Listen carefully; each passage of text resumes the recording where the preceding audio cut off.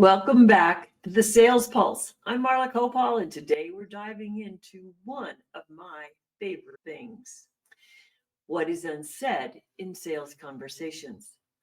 The other day, I posted a question online. I said, do you think sales is harder because people don't trust sellers or because sellers don't trust themselves? The answers were fascinating, but here's what I noticed. Most of them revealed something bigger: assumptions. And the truth is, most sales don't fail in the middle of a conversation. They fail before you even open your mouth. So today, let's talk about why your sale died before you opened your mouth. Here's the first assumption. One of the answers that people gave to my question was salespeople don't understand how to bring value to people. The assumption here is that value is a thing that the seller brings, like in a wrapped package. And they say, here's my value, let me show you.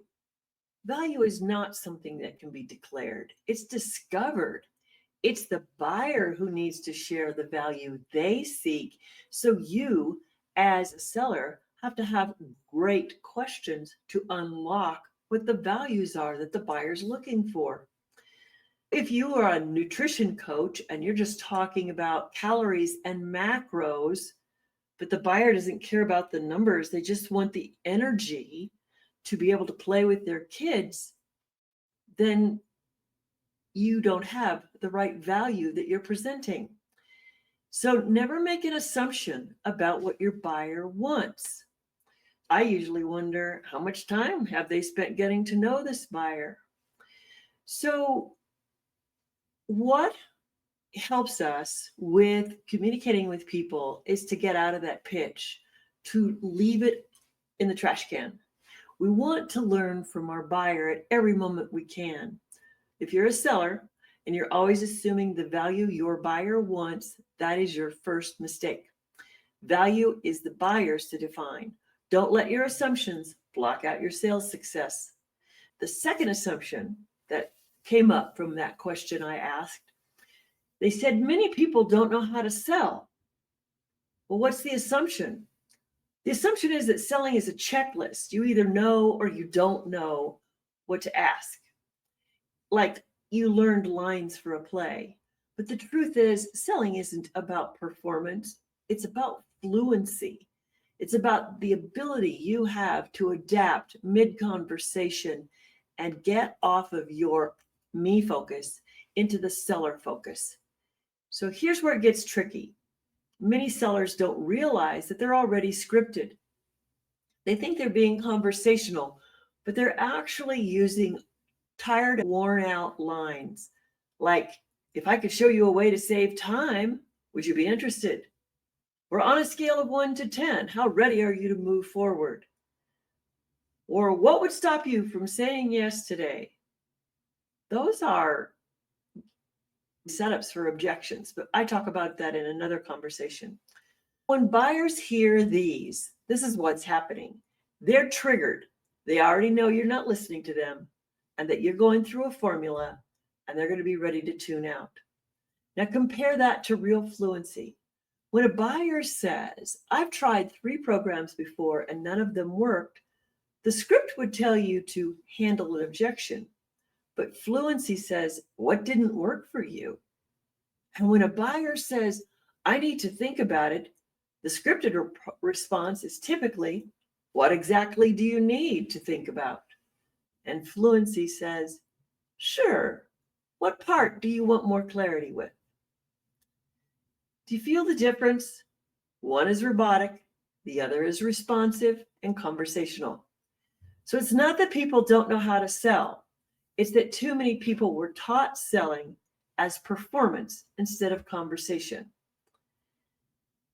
Here's the last assumption. Somebody again gave me a comment on that post I had, and it said, because sellers have motives that aren't in my interest. Ooh, that sounds like it's coming from a buyer, doesn't it? The assumption here is that seller and buyer motives are always opposite sides. Ooh, the buyer wants to spend less, the seller wants to make more. Well, that could be the two sides. But let's take a personal trainer. He needs to find the overlap to make this sale. So, what's the trainer's goal? Build steady clients. What's the buyer's motive? Finally feel strong and confident. So, that's not a clash, that's an alignment. If you're selling training, then discover the buyer's motive and then show and illustrate how what you do might give them that. Let's say you're a consultant. What's your motive? It's always to sign a new contract, right? A new project. What's the buyer's motive? You solve a problem that could be draining time, money. That time could be personal time. That time could be time to launch a new business.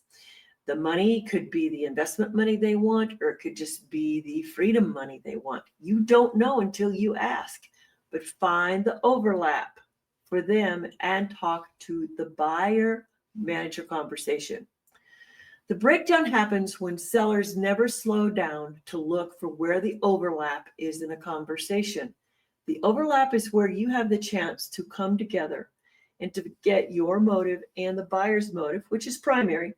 The buyer's motive comes first, but you can create what the truth is behind this situation that is going on for the buyer.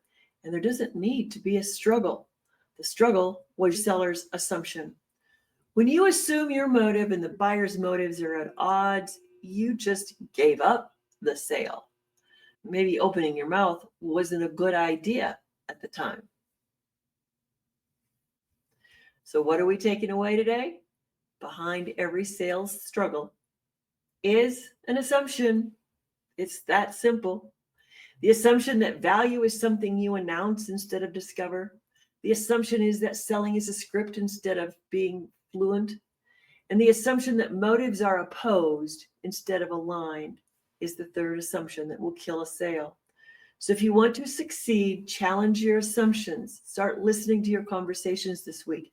Discover what it is that you're assuming and discover how you can change that. Buyers don't want to just hear what you say. They want to feel the way you think. Buyers want to feel the way you think. Write that down, put it in a sticky note on your computer, and think about it every time you're on a sales call. So that brings me back to my original question. Is sales harder because buyers don't trust sellers, or because sellers don't trust themselves? The truth is, it's both. But once you shift these assumptions, trust has a chance to grow on both sides. Thank you for joining me today for the Sales Pulse. Remember, bold sales happen one clear, curious conversation at a time. Catch you next time.